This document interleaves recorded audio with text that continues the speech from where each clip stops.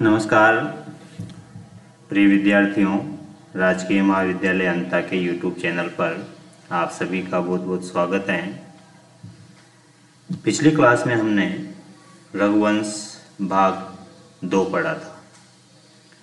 BA second year की class के लिए हम ये नियमित कक्षाएं ले रहे हैं और नियमित कक्षाओं के क्रम में वर्तमान में हम महाकाव्य परंपरा का अध्ययन कर रहे हैं। महाकाव्य परंपरा के अध्ययन में सर्वप्रथम हम कालिदास द्वारा रचित रघुवंश और कुमार संभव महाकाव्यों का अध्ययन कर रहे हैं और इस क्रम में सर्वप्रथम हमने रघुवंश महाकाव्य के 2 भाग पढ़े हैं। आज कुमार संभव महाकाव्य प्रारंभ होने जा रहा है, किंतु उससे पहले रघुवंश महाकाव्य का जो थोड़ा सा भाग बचा हुआ था पहले उसका अध्ययन करेंगे, तदनंतर कुमार संभव महाकाव्य प्रारंभ करेंगे। रघुवंश महाकाव्य की विषय वस्तु पढ़ते समय हमने दशम सर्ग तक विषय वस्तु का अध्ययन किया था। उसके बाद एकादश सर्ग से विषय वस्तु क्या है रघुवंश की, इसमें जो मुख्य मुख्य विषय वस्तु हैं उस पर थोड़ा हम विचार कर लेते हैं, उस पर चर्चा कर लेते हैं। वस्तुतः रघुवंश महाकाव्य का जो महत्वपूर्ण भाग है वो अष्टम सर्ग तक समाप्त हो जाता है, जहाँ पर अज की मृत्यु हो जाती है। इससे पूर्व सप्तम सर्ग में अज और इंदुमती का विवाह होता है, वही महत्वपूर्ण घटना है रघुवंश की। नवम सर्ग के बाद फिर रामायण की विषय वस्तु रघुवंश में आ जाती है पूरी। एकादश सर्ग की विषय वस्तु लेते हैं। एकादश सर्ग में सीता का स्वयंवर होता है, उसके बाद राम और सीता का विवाह होता है और राम द्वारा शिव धनुष भंजन के उपरांत परशुराम के क्रोधित होने पर राम और परशुराम के बीच रोचक संवाद होता है। ये सारी रोचक विषय वस्तु एकादश सर्ग के अंतर्गत आती है। तत्पश्चात राम और सीता के विवाह के बाद बारात का पुनः अयोध्या प्रस्थान होता है। तो रास्ते में जो समुद्र का वर्णन है, महाकवि कालिदास ने संपूर्ण त्रयोदश सर्ग में समुद्र का रोचक वर्णन प्रस्तुत किया, समुद्र का सौंदर्य वर्णन किया है। और अयोध्या पहुंचने के बाद राम और भरत के मिलाप का जो एक रोचक और एक भावपूर्ण प्रसंग आता है, वो प्रसंग भी त्रयोदश सर्ग में ही। चतुर्दश सर्ग में राम का राज्याभिषेक होता है, वो अयोध्या के राजा बनते हैं और कुछ वर्षों तक राज्य करने के बाद फिर लोकापवाद स्वरूप सीता का परित्याग कर देते हैं। उसके बाद बिना अर्धांगिनी के, बिना सहधर्मचारिणी के राम अश्वमेध यज्ञ का संपादन करते हैं और उस अश्वमेध यज्ञ के आयोजन में भी सीता के प्रति राम का अटूट और निश्चल प्रेम प्रकट होता है और उसके प्रतीकात्मक रूप में वे सीता की स्वर्ण मूर्ति बनाकर, स्वर्ण प्रतिमा बनाकर उसके साथ यज्ञ का संपादन करते हैं। पंचदश सर्ग में शत्रुघ्न द्वारा मथुरा प्रस्थान करने का वर्णन है और वहाँ का जो राक्षस था लवणासुर, उसका वध करने के बाद पुनः अयोध्या आना, राम द्वारा शत्रुघ्न की प्रशंसा में कुछ शब्द, कुछ वाक्य कहना और तत्पश्चात फिर राम का स्वर्ग गमन करना, राम का अपने धाम की ओर प्रस्थान करना, ये पंचदश सर्ग की विषय वस्तु है। इसके बाद अंतिम 4 सर्गों में लवकुश का वर्णन है। राम ने अपने राज्य अयोध्या को 2 भागों में बांट दिया था, कुशावती और शरावती। कुशावती का राज्य कुश को दिया था और शरावती का राज्य लव को दिया। लवकुश के बाद जो रघुवंश के राजा हुए उनमें उत्तरोत्तर रूप से विलासिता की प्रवृत्ति बढ़ती चली गई और अंततः अग्निवर्ण नाम के राजा तक यह प्रवृत्ति अपने चरम तक पहुंच गई और उसी राजा के साथ रघुवंश का अयोध्या में साम्राज्य समाप्त हो गया। तो रघुवंश का प्रथम राजा दिलीप था और अंतिम राजा था अग्निवर्ण। विशेष बात यह है कि रघुवंश के चतुर्थ सर्ग में महाकवि कालिदास ने अनुष्टुप छंद का प्रयोग किया और अनुष्टुप छंद को समस्त छंदों की माता कहा गया है। कहते हैं कि अनुष्टुप छंद साम माता। अनुष्टुप को छंदों की माता इसलिए कहा गया है कि लौकिक छंद परंपरा में प्रथम छंद अनुष्टुप को माना जाता है। महर्षि वाल्मीकि के मुख से जो प्रथम लौकिक श्लोक प्रस्फुटित हुआ था, वह लौकिक छंद, वह लौकिक श्लोक अनुष्टुप छंद में ही प्रकट हुआ था और अनुष्टुप के बाद ही फिर अन्य लौकिक छंदों का आविर्भाव हुआ। रघुवंश की सूक्तियों में दो सूक्तियां बड़ी महत्वपूर्ण हैं। पहली सूक्ति आती है श्रुतेरिवार्थम स्मृतिरनुगच्छत्।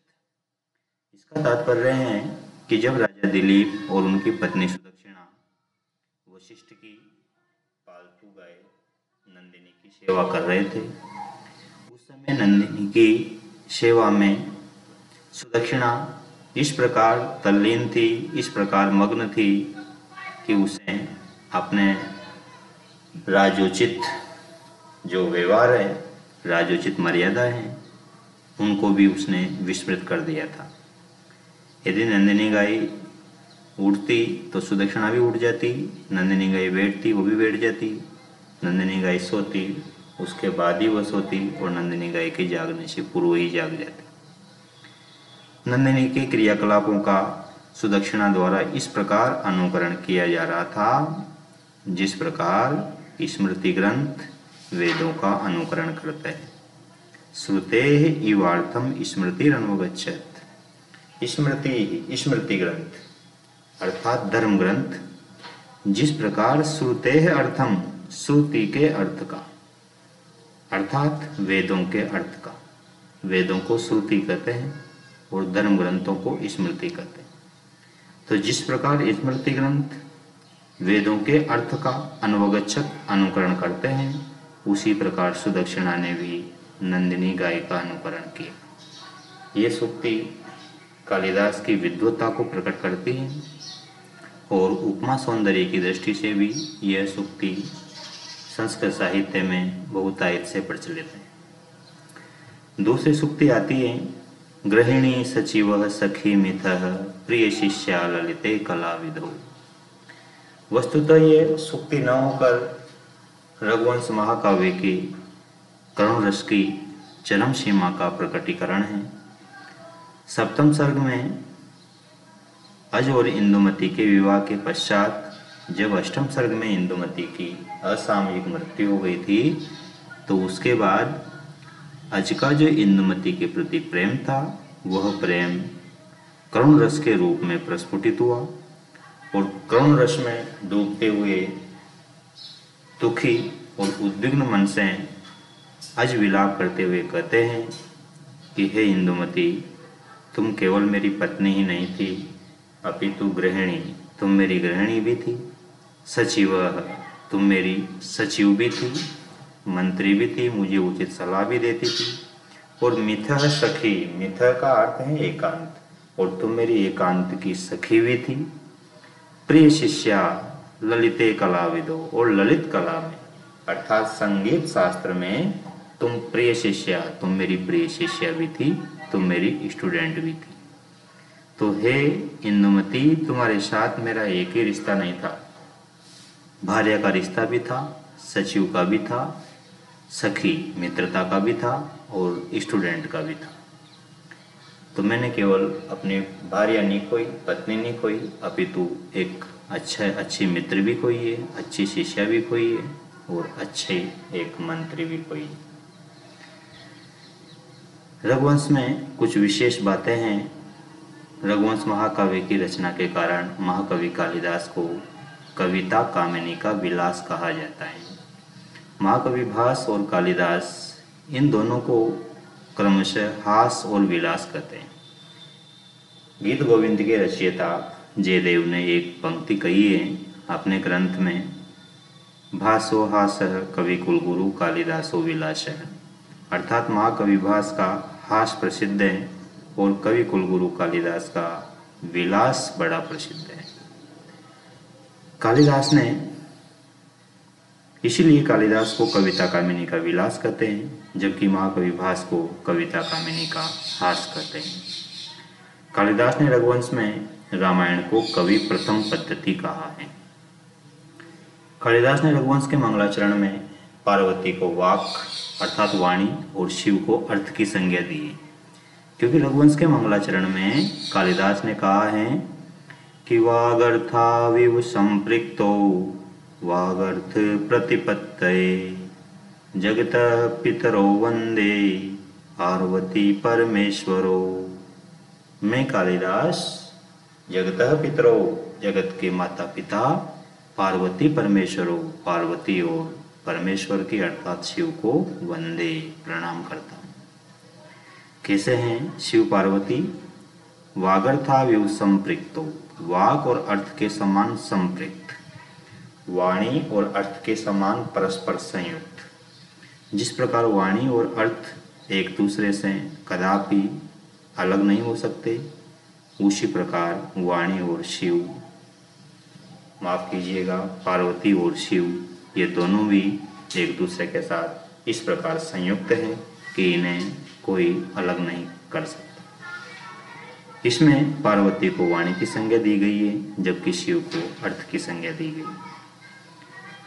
कहते हैं कि रघुवंश के नायक राम हैं, किंतु वस्तुतः रघुवंश में एक नायक न होकर अनेक नायक है। इसमें अलग अलग सर्गों में अलग अलग नायक हैं। जैसे प्रथम और द्वितीय सर्ग के नायक दिलीप हैं, तृतीय, चतुर्थ और पंचम सर्ग के नायक राजा रघु हैं, षष्ठ और सप्तम सर्ग के नायक अजय हैं, अष्टम नवम सर्ग के नायक दशरथ हैं। तो भिन्न भिन्न सर्गों में भिन्न भिन्न नायक हैं। नंदिनी गाय पर जिस सिंह ने आक्रमण किया था, उस सिंह का नाम था कुंभोदर। ये रघुवंश की कुछ विषय वस्तु थी, कुछ छूटी हुई बातें थी जो हम पिछली क्लास में समय के अभाव के कारण नहीं पढ़ पाए थे। अब हम कालिदास के दूसरे महाकाव्य कुमार संभव का प्रारंभ करते हैं। कुमार संभव का नामकरण कैसे हुआ? संभव का अर्थ है जन्म, कुमार का जन्म। तो इसका कारण यही है कि इसमें कुमार कार्तिकेय के जन्म की घटना प्रधान होने के कारण इसे कुमार संभव कहा गया। और कुमार संभव का मंगलाचरण है अस्त्युत्तरश्याम दिशि देवतात्मा हिमालयो नाम नगाधिराज। हिमालय के सौंदर्य वर्णन के साथ कालिदास ने कुमार संभव महाकाव्य को प्रारंभ किया। इसमें कहा है कि उत्तरश्याम दिशि, उत्तर दिशा में देवतात्मा, देवताओं की आत्मा स्वरूप हिमालयो नाम, हिमालय नाम का नगाधिराज, पर्वतराज अस्ति हैं। तो इसने रघुवंश महाकाव्य कुमार संभव महाकाव्य के मंगलाचरण में किसी देवता की आराधना नहीं की, किसी देवता की स्तुति नहीं की। तो न तो कुमार संभव महाकाव्य का मंगलाचरण नमस्कारात्मक है और न ही आशीर्वादात्मक है, अपितु इस मंगलाचरण की श्रेणी है वस्तु निर्देशात्मक।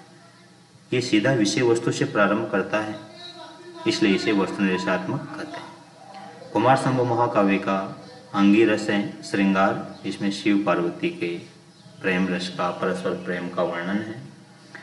इसमें सर्गों की संख्या 17 है। इसके नायक हैं शिव और इसका प्रतिनायक है तारकासुर।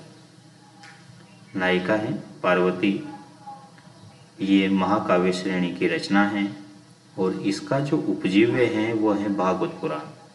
कुमार संभव महाकाव्य की विषय वस्तु भागवत पुराण से ली गई है। ये कुमार संभव महाकाव्य की मुख्य बातें थी। इसमें सर्ग कितने हैं, नायक कौन है, नायिका कौन है, इसकी विधा क्या है, मुख्य रस क्या है, मंगलाचरण क्या है। अब इसके आंतरिक विषय वस्तु का अध्ययन हम अगली कक्षा में करेंगे। आज के लिए बस इतना ही काफ़ी है। आप सभी का बहुत बहुत धन्यवाद। अगली कक्षा में फिर मिलते हैं।